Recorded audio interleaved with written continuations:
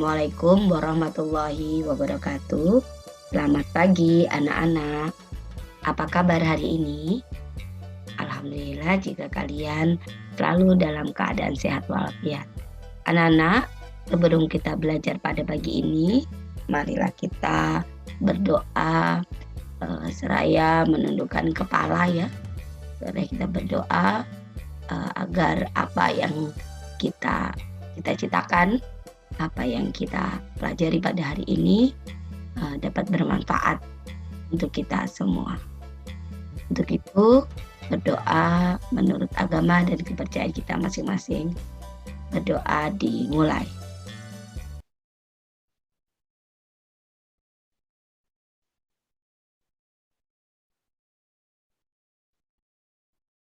Berdoa selesai. Terima kasih anak-anak.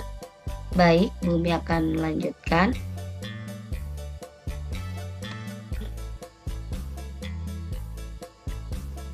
Pada hari ini, Bumi akan menjelaskan tentang ilmu pengetahuan sosial pada tema 4, subtema 2, kelas 5 ya. Nah, jadi materi ini ada di tema 4, subtema 2. Adapun materi pembelajarannya adalah interaksi sosial dalam pembangunan sosial budaya, kemudian interaksi dalam bidang pendidikan. Nah, anak-anakku sekalian, perlu diketahui ya bahwa materi ini terdapat pada tema 4, subtema 2, ada di pembelajaran 3 dan 4. Nah, untuk itu Bumi berharap kalian telah menyiapkan alat tulis menulis kalian sehingga kalian dapat menulis atau mencatat materi-materi yang penting ya, yang dapat kalian jadikan sebagai belajar ya ketika nanti akan menghadapi ujian, gitu ya. Oke. Kita mulai yang pertama, Nana, interaksi sosial dalam pembangunan sosial budaya. Ya. Nah, anak-anak, Bumi pernah menyampaikan tentang pembangunan sosial budaya ya. Jadi apa itu pembangunan sosial budaya? Pernah Bumi sampaikan di materi sebelumnya di tema 4 subtema 1 ya. Nah, sekarang kita ke interaksi sosial di dalam pembangunan sosial budaya. Kalau kita ini anak-anak ya berbicara tentang budaya, anak-anak pasti sudah sangat memahami ya apa itu budaya gitu ya, dan sangat mengerti bahwa Indonesia itu memiliki beragam budaya ya, memiliki beragam budaya. Nah, jadi sehingga menambah kekayaan modal pembangunan untuk bangsa Indonesia gitu ya. Nah, anak-anakku sekalian, interaksi manusia ya dengan lingkungan alam dan juga lingkungan sosial dilakukan untuk pembangunan menuju masyarakat yang lebih sejahtera gitu ya. Nah, pembangunan sosial budaya itu apa gitu ya. Nah, jadi pembangunan sosial budaya itu adalah suatu proses perubahan sosial budaya yang bertujuan untuk meningkatkan taraf hidup masyarakat gitu ya. Ya, namanya juga pembangunan Nana ya. Jadi kan pembangunan itu pasti arahnya ke yang lebih baik gitu. Nah, pembangunan sosial budaya anak-anak ini dilaksanakan atau dilakukan oleh pemerintah atau bangsa Indonesia dalam beberapa aspek ya. Yang pertama adalah bahasa sebagai identitas bangsa, kemudian adat istiadat ya dan tradisi, kemudian yang berikutnya adalah hubungan manusia dengan alam atau interaksi dengan alam ya. Ini adalah 3 aspek yang dilaksanakan dalam pembangunan sosial budaya. Nah, yang pertama kita bahas dulu pembangunan dalam aspek bahasa sebagai identitas bangsa. Nah, bangsa Indonesia, anak-anak, memiliki bahasa nasional sesuai yang tercantum dalam Sumpah Pemuda, anak-anak ya, bahwa menjunjung tinggi bahasa persatuan yaitu bahasa Indonesia. Nah, bahasa Indonesia merupakan bahasa pemersatu seluruh warga Indonesia yang terdiri dari beragam suku, budaya, ya, adat dan juga agama, anak-anak ya. Nah, sehingga bangsa Indonesia memiliki beragam suku bangsa, memiliki beragam bahasa daerah dari berbagai suku gitu ya. Nah, adapun pembangunan dalam bidang bahasa, yang pertama adalah bahasa Indonesia diajarkan di sekolah. Jadi kalau di sekolah pasti menggunakan bahasa Indonesia, anak-anak ya. Nah, tujuannya apa? Tujuannya agar semua warga negara Indonesia dapat berkomunikasi menggunakan bahasa Indonesia dengan baik dan benar. Nah, untuk itu anak-anakku sekalian diharapkan gitu ya, menggunakan bahasa Indonesia dengan baik dan benar ya, tidak mencampur adukan dengan bahasa daerah, sehingga mempermudahkan kita dalam berkomunikasi dengan orang lain yang berbeda bahasa ya, berbeda suku dengan kita. Yang berikutnya adalah bahasa Indonesia digunakan, kalau pertama diajarkan, sekarang digunakan di sekolah, lembaga pemerintahan, dan juga tempat umum sebagai alat komunikasi utama gitu ya.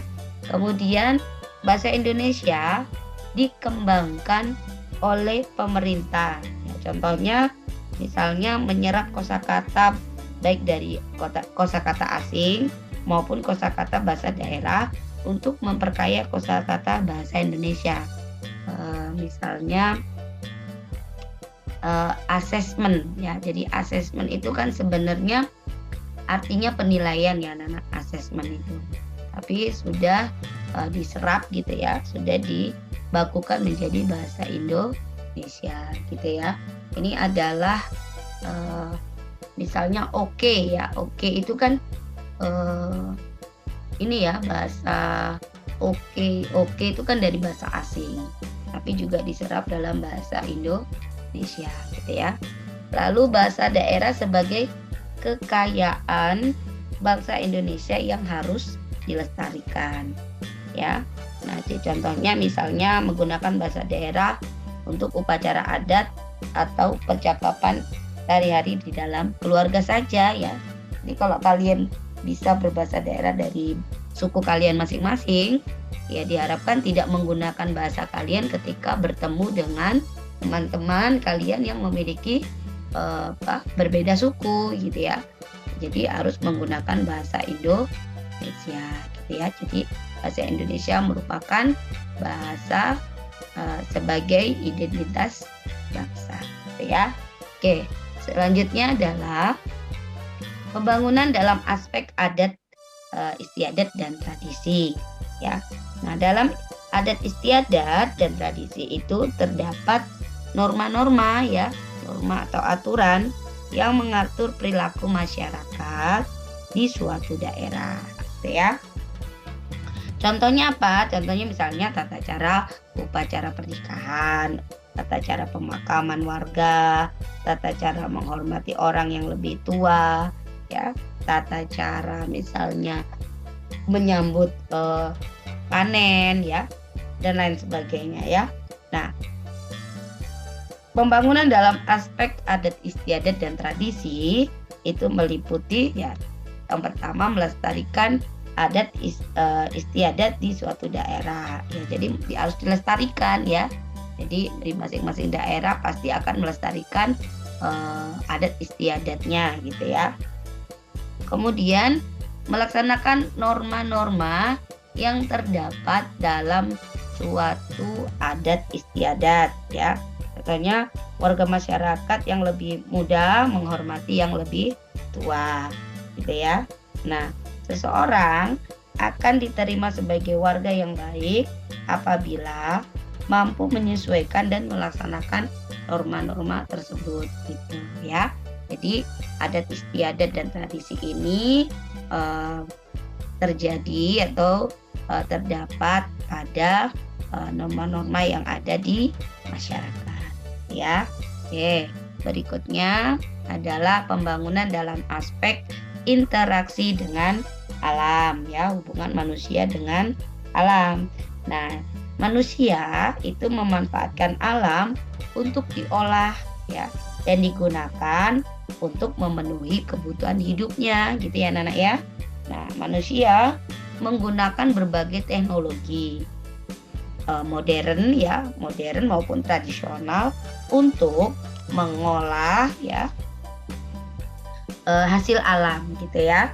Nah, selain memanfaatkan alam, ya manusia juga harus melestarikan alam gitu ya. Jadi selain menggunakan juga harus melestarikan gitu ya. Nah, apa saja pembangunan dalam aspek interaksi dengan alam? Yang pertama adalah mengolah sumber daya alam ya. Jadi misalnya mengolah kayu dengan teknologi modern ya.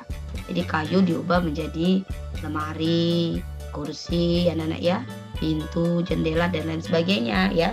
Kemudian apalagi misalnya melakukan melakukan penanaman kembali ya, tanaman di lahan yang diambil pohonnya. Jadi misalnya ini anak-anak ya, misalnya kan misalnya di hutan gitu ya, ada berbagai pohon, kemudian pohonnya sudah diambil, ditebang habis. Nah, sebaiknya tidak dibiarkan, tetapi harus dilakukan reboisasi atau penanaman kembali gitu ya, atau penanaman kembali pada hutan-hutan yang gundul gitu, sehingga tidak mengakibatkan terjadi misalnya tanah longsor atau banjir dan lain sebagainya gitu ya. Nah, kemudian yang berikutnya adalah membangun sarana dan prasarana untuk masyarakat dengan tetap memperhatikan dampak lingkungan agar lingkungan tidak rusak. Nah, ini yang penting gitu ya. Dengan tetap memperhatikan agar lingkungan tidak rusak, harus ya. Jadi betul-betul membangun sarana dan prasarana untuk masyarakat dengan tetap perhatikan dampak lingkungan. Misalnya mau bangun pabrik misalnya ya, pemerintah membangun pabrik, tapi harus dilihat gitu dampak positif dan negatifnya apa. Lalu penanggulangan dampak negatifnya bagaimana. Jadi harus seperti itu ya. Jadi pembangunan dengan memanfaatkan sumber daya alam harus disertai dengan pelestariannya agar apa? Agar ketersediaan sumber daya alam tetap terjaga ya anak-anak ya. Sehingga tujuan dari pembangunan dapat tetap berkelanjutan gitu ya. Tetap berlanjut gitu ya. Oke, selanjutnya interaksi dalam bidang pendidikan. Anak-anak boleh buka tema 4, subtema 2 ada di pembelajaran 4 ya. Nah, interaksi dalam bidang pendidikan itu berfungsi sebagai membantu seseorang dalam pengembangan dirinya. Karena apa? Karena kita tahu bahwa manusia itu adalah makhluk sosial, sehingga manusia akan selalu berinteraksi dengan manusia lain gitu ya. Nah, jadi dalam pendidikan inilah gitu ya Nana ya. Jadi interaksi yang dilakukan dalam bidang pendidikan ini terdapat interaksi sehingga memajukan manusia tersebut gitu ya. Nah, kemudian di bidang pendidikan anak-anak perlu diketahui ada namanya jalur pendidikan, baik itu pendidikan formal, kemudian pendidikan non formal dan juga pendidikan informal. Nah, apa itu pendidikan formal? Pendidikan formal itu adalah jalur pendidikan yang terstruktur dan berjenjang. Seperti saat ini yang kalian sedang tempuh itu namanya pendidikan formal. mulai dari TK sampai dengan perguruan tinggi. Sedangkan pendidikan non formal itu adalah jalur pendidikan yang bertujuan untuk melengkapi pendidikan formal. Jadi ini penunjang. Contohnya misalnya PAUD, kursus musik, ya kursus menari, bimbingan belajar, dan masih banyak ya Nana. Lalu pendidikan informal itu adalah pendidikan yang jalur pendidikannya di lingkungan keluarga anak-anak dan lingkungan yang berbentuk kegiatan belajar secara mandiri. Jadi pendidikan informal itu adalah pendidikan yang diperoleh di lingkungan keluarga, gitu ya. Jadi ada 3 jalur pendidikan ya. Nah, lalu apa saja anak-anak ya interaksi dalam bidang pendidikan? Yang pertama adalah interaksi siswa dengan siswa. Ya, jadi siswa dengan siswa ini contohnya misalnya Najwa dengan ini ya, dengan misalnya Ersha misalnya ya. Najwa dengan Ersha berdiskusi mengenai materi pelajaran matematika misalnya. Nah, ini adalah interaksi siswa dengan siswa. Lalu interaksi siswa dengan guru ya. Nah, interaksi siswa dengan guru contohnya misalnya anak-anak ditanya oleh bu guru, lalu kalian menjawab. Nah, jadi menjawab pertanyaan yang diajukan oleh guru gitu ya. Atau siswa bertanya kepada guru. Ini adalah interaksi siswa dengan guru. Kemudian interaksi siswa dengan sumber belajar. Nah, wujud interaksi antara siswa ya dan sumber belajar dapat bermacam-macam ya anak-anak. Contohnya mendengarkan guru ya, mendengarkan menjelaskan ya, atau juga dapat siswa membaca buku ya, membaca bukunya sendiri, atau siswa memperhatikan gitu ya, merhatikan misalnya guru menampilkan sebuah contoh gitu ya, kalian memperhatikan. Itu interaksi siswa dengan sumber belajar. Yang berikutnya adalah interaksi siswa dengan lingkungan. Nah, misalnya ya siswa SD 011 ya melakukan kegiatan outing class atau outbound ya. Misalnya kemana? Misalnya ke ke Lembah Hijau misalnya ya, untuk melakukan sebuah kegiatan belajar di luar kelas misalnya. Itu adalah interaksi siswa dengan lingkungan. Masih banyak ya, atau anak-anak langsung belajar di alam, misalnya belajar di bawah pohon misalnya, sambil membentuk kelompok, mendiskusikan sesuatu. Itu interaksi siswa dengan lingkungan. Ini adalah 4 interaksi yang ada dalam pendidikan gitu ya. Baik, mungkin itu saja dari Bu Umi. Terima kasih banyak. Jika ada tutur kata Bu Umi yang kurang berkenan, Bu Umi mohon maaf. Akhir kata, wabillahi taufik wal hidayah. Wassalamualaikum warahmatullahi wabarakatuh. Selamat pagi anak-anak.